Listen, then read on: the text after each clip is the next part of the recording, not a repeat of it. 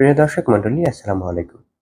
৫ই আগস্টে শেখ হাসিনা সরকারের পতনের পর আমরা তো বিচার বহির্ভূত হত্যাকাণ্ড, গুম খুন, গণগ্রেপ্তার থেকে রক্ষা পেলাম। কিন্তু পুরো ঢাকা ব্যাপী যে বিশৃঙ্খলা, মারামারি, এগুলো থেকে রক্ষা পাওয়ার উপায় কি? এই সরকার গঠনের শুরুর দিক থেকে বিভিন্ন মহল তাদের বিভিন্ন ধরনের দাবি দেওয়া নিয়ে আন্দোলন করত, সেটি কিছুটা কমেছে। এখন যে বিশৃঙ্খলাগুলো হচ্ছে সেগুলো মূলত সেই দাবি দেওয়ার বিশৃঙ্খলা থেকে বা আন্দোলন থেকে একটু ভিন্নতর। এই আন্দোলন বা বিশৃঙ্খলাকে বা মারামারিকে মূলত দুটি ভাগে ভাগ করা যায়।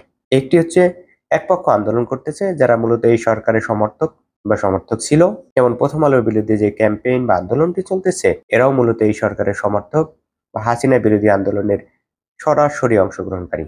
প্রথম আলো এবং ডেইলি স্টার বিরোধী যে ক্যাম্পেইনটি শুরু হয়েছিল, শুরুতেই সরকার তাদেরকে নিবৃত্ত করার পরিবর্তে সরকারের একজন গুরুত্বপূর্ণ ব্যক্তি, প্রধান উপদেষ্টা, প্রেস সেক্রেটারি সরাসরিভাবে প্রথম আলোর পক্ষ অবস্থান করে, যার ফলে এই আন্দোলন বা ক্যাম্পেইনটি আরো বেগবান হয়।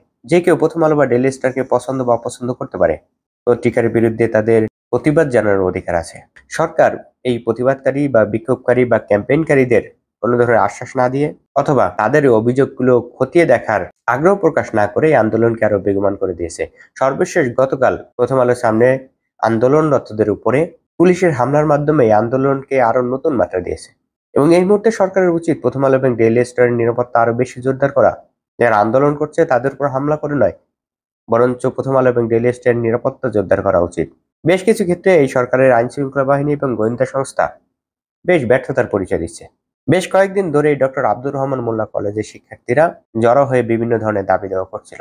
অপরপক্ষে সোহরাওয়ার্দী কলেজের শিক্ষার্থী এবং কবি নজরুল কলেজের শিক্ষার্থীরা জড়ো হয়ে এদের বিরুদ্ধে অবস্থান নিচ্ছিল। যে কোনো সময় এই দুই গ্রুপ শিক্ষার্থীদের মধ্যে সংঘর্ষ বাড়তে পারে, এটা অনেকটা অনিমেয় ছিল। এরপরেও আইন শৃঙ্খলা বাহিনী যথেষ্ট পদক্ষেপ নেয়নি। একদিকে যেমন শিক্ষার্থীদের কি দাবি দেওয়া সেই বিষয়টি শুনে তাদেরকে নিবৃত্ত করার চেষ্টা করেনি, অপরপক্ষে সংঘর্ষ বাঁধলে কিভাবে সেই সংঘর্ষ মোকাবেলা করা হবে সেই বিষয়ে তাদের কোনো পদক্ষেপ ছিল না। তাই গতকাল আব্দুর রহমান মোল্লা কলেজের শিক্ষার্থীরা ন্যাশনাল মেডিকেল কলেজ এবং সোহরাওয়ার্দী কলেজ ভাঙচুর করে। এই কলেজ ভাঙচুরের ফলে সোহরাওয়ার্দী কলেজ এবং কবি নজরুল কলেজের শিক্ষার্থীরা একত্রিত হয়ে আব্দুর রহমান মোল্লা কলেজের দিকে যেতে পারে, এই বিষয়টি যে কেউ অনুমান করতে পারে। আজকে দীর্ঘ সময় ধরে কবি নজরুল কলেজের শিক্ষার্থীরা, সোহরাওয়ার্দী কলেজের শিক্ষার্থীরা জড়ো হলো, তারপরে আব্দুর রহমান কলেজের দিকে গেল, কিন্তু প্রশাসন থেকে কোনো ধরনের ব্যবস্থা নেই।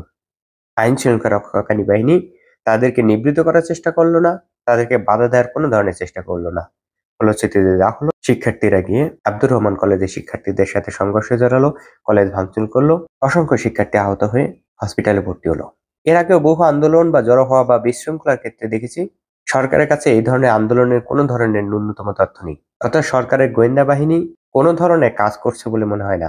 সরকারের কাছে কোনো ধরনের তথ্য থাকলে কেন এই বিষয়গুলোতে ত্বরিত পদক্ষেপ নিচ্ছে না বা নিতে পারছে না? আন্দোলন বা বিশৃঙ্খলা হওয়ার পরে এসব আন্দোলন বা বিশৃঙ্খলায় লীগের লোক যুক্ত হয়ে এই ধরনের বিশৃঙ্খলা করছে বলে যে প্রচারণা চালানো হয়, এই প্রচারণা চালিয়ে দায় মুক্তি পাওয়া যাবে না। কারণ বিশৃঙ্খলা কে করলো সেই বিষয়টি মুখ্য না। মুখ্য হচ্ছে সরকারের দায়িত্ব হচ্ছে এই তথ্যগুলো আগাম জেনে বিশৃঙ্খলা যাতে না হয় সেই বিষয়ে পদক্ষেপ নেওয়া।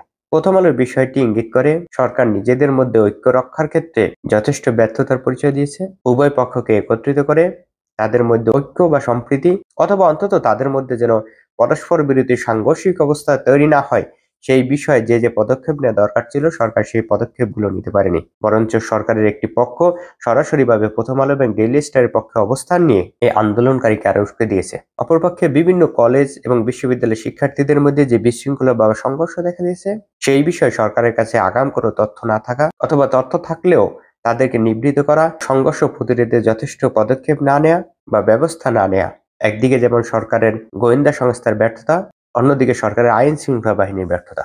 শুধু এই না, বিভিন্ন পত্র-পত্রিকা পড়ে খোঁজ খবর রাখলে স্পষ্ট করে বোঝা যায় পরবর্তী সমস্যাটা কোথায় হবে। কিন্তু সরকারের কার্যক্রম দেখে মনে হচ্ছে এই ধরনের বিশৃঙ্খল পরিস্থিতির আগাম খবর জানার ক্ষেত্রে সরকারের কোনো ধরনের আগ্রহ নেই।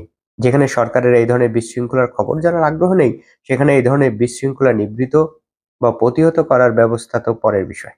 আমি অনেকটা সন্দিহান এই ধরনের বিশৃঙ্খলা আর কিছুদিন চলতে থাকলে বাংলাদেশে সেনা শাসন আসা ঠেকানো সম্ভব হবে না। এই ধরনের বিশৃঙ্খল পরিস্থিতি তৈরির পরেও যারা এই ধরনের বিশৃঙ্খলা তৈরি করছে তাদেরকে আটক বা গ্রেপ্তার করার ক্ষেত্রে আইন শৃঙ্খলা বাহিনী ন্যূনতম আগ্রহ দেখাচ্ছে না।